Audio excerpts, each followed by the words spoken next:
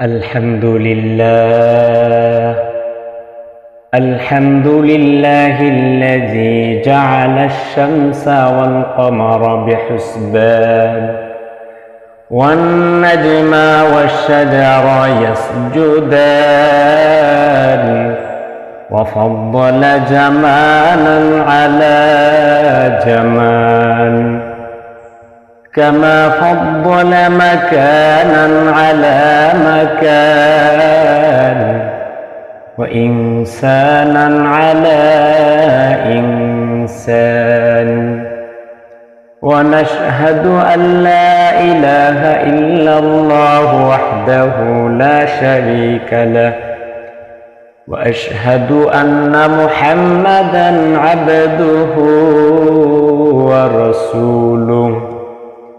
أما بعد فأعوذ بالله من الشيطان الرجيم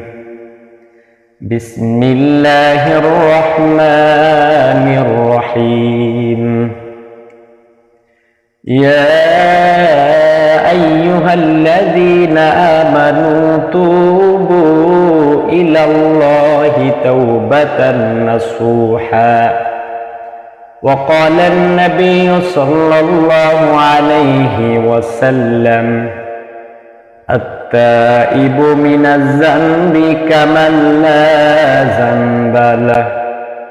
صدق الله مولانا العظيم وصدق رسوله النبي الكريم ونحن على ذلك لمن الشاهدين والشاكرين والذاكرين والحمد لله رب العالمين दुनिया में हो दुनिया का तलबगार नहीं हो दुनिया में हो दुनिया का तलबगार नहीं हो बाजार से गुजर हो खरीदार नहीं हो बाजार से गुजर हो खरीदार नहीं हो अल्लाह अल्लाह तू मेरा महबूब है अल्लाह अल्लाह तू मेरा माशूक है या इलाही तू मेरा गफ्फार है या इलाही तू मेरा सत्तर है जुज़ बखिरद मंद मफरमा अमोल गौर से अमोल करे खिरद मंदनिस्त शुक्रिया आदाय करतेছি সে মহান রব্বুল আলামিনের দরবারে যিনি আমাদের আজকে পবিত্র জুমার দিনে আসার বসার তৌফিক দান করলেন এই জন্য আমরা সকলে অন্তরের অন্তঃস্থল থেকে শুকরিয়া আদায় করি বলি আলহামদুলিল্লাহ মুসল্লিনে কেরাম আল্লাহ রব্বুল আলামিন সকল মানুষদের থেকে আমাদেরকে পৃথক করে যাদেরকে ভালোবাসেন পছন্দ করেন তাদের কাতারে শামিল করে আল্লাহ রব্বুল আলামিন আমাদেরকে আজ এই পবিত্র জুমার দিনে আল্লাহ তাআলার প্রিয় ঘর মসজিদের মধ্যে আসার তৌফিক দান করেছেন এই জন্য আমরা সকলে আরেকবার অন্তরের অন্তঃস্থল থেকে শুকরিয়া আদায় করি বলি আলহামদুলিল্লাহ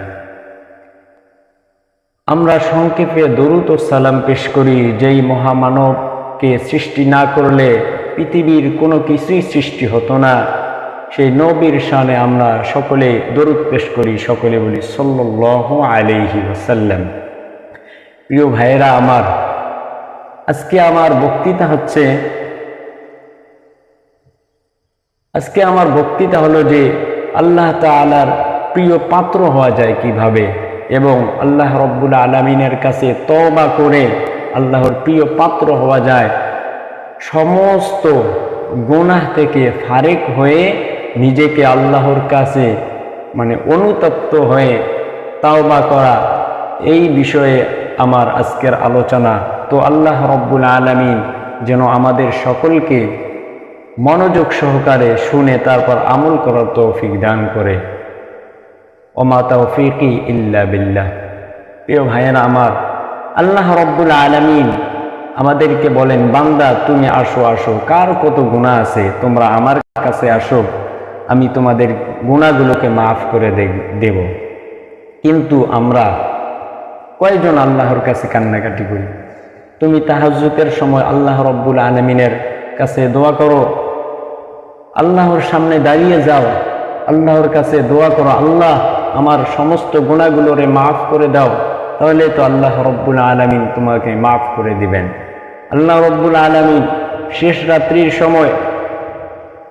প্রথম আসমানের মধ্যে চলে আসেন, বলে বান্দা তোমার কার কি কত গুনাহ আছে, তুমি আসো আমার কাছে, আসো আমার কাছে মাফ চাও,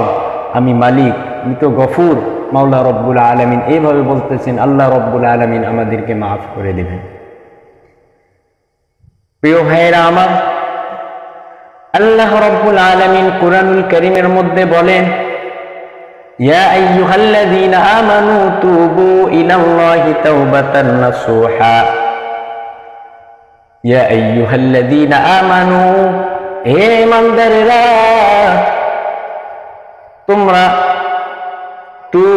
তোমরা তওবা করো, ইলাল্লাহি তাওবাতান নাসুহা, ইলাল্লাহ আল্লাহর নিকটে তোমরা তওবা করো, তাওবাতান নাসুহা বিশুদ্ধ তওবা করো। কেননা বিশুদ্ধ তওবার এত মূল্য, এত মূল্য। মাওলা রব্বুল আলামিন বিশুদ্ধ তওবা সুন্দরভাবে কবুল করে নিয়ে তোমাকে গুনাহমুক্ত করে দিয়ে দিবেন। প্রিয় ভাইরা আমার, আল্লাহ রব্বুল আলামিন বলতেছে, বান্দা তোমার কত গুনাহ আছে, তুমি আমার দরবারে পেশ করো, আমার কাছে মাফ চাও, আমি মালিক গফুর রহমান,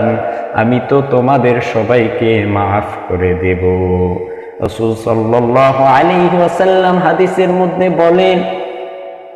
আত-তাইবু মিনাজ যামবি কামাল্লা যামবালা, যে ব্যক্তি গুনাহ থেকে তওবা করে সে কেমন যেন নিষ্পাপের মতো হয়ে যায়। এই জন্য মালিকের দরবারে সব সময় তওবা করতে হবে। শুধু তাই নয় প্রিয় ভাইরা আমার, পূর্বের যুগেও মালিক গুনার জন্য তওবা করার কারণে মালিক মাফ করে দিয়েছেন। সুতরাং তুমি তওবা করো, মালিক মাফ করে দিয়ে দিবেন। আর যদি তুমি তওবা না করো ধ্বংস হয়ে যাইবা। এই জন্য মালিকের দরবারে তওবা করো, আল্লাহ